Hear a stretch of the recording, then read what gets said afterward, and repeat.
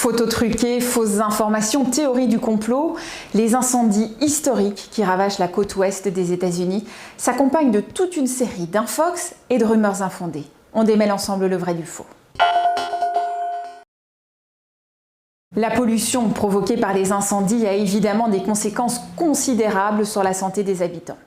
Le gouverneur de Californie a d'ailleurs alerté sur la mauvaise qualité de l'air. L'air que nous respirons actuellement revient à fumer 20 paquets de cigarettes. C'est lourd de conséquences. L'intention du gouverneur de Californie est sûrement bonne. Il souhaite insister sur les risques sanitaires liés aux particules fines provenant des incendies. Mais même si la mise en garde est sans doute nécessaire, cette comparaison serait excessive selon les médecins.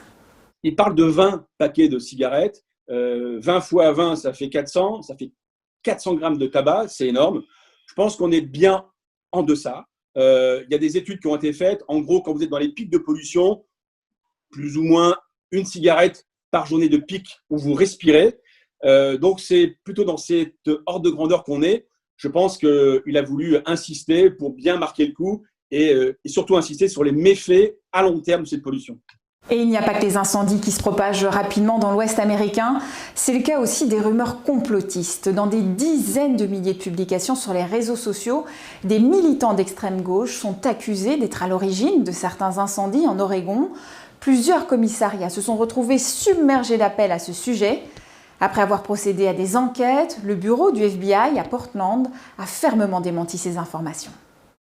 Les théories du complot et la désinformation enlèvent des ressources précieuses aux services d'incendie et de police locaux qui travaillent sans relâche pour maîtriser ces incendies.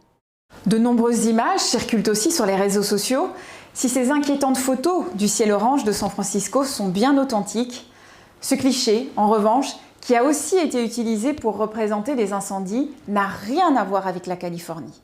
Il s'agit d'un coucher de soleil à Hawaï, photographié à bord d'un avion il y a 2 ans maintenant. Et ce n'est pas la première fois que cette image est détournée. Quand vous avez un doute, le réflexe à avoir est une recherche d'images inversée. Vous pouvez le faire avec un moteur de recherche ou avec des applications gratuites dédiées. Les résultats vous permettront de vérifier sur quel site l'image a d'abord été publiée et dans quel contexte.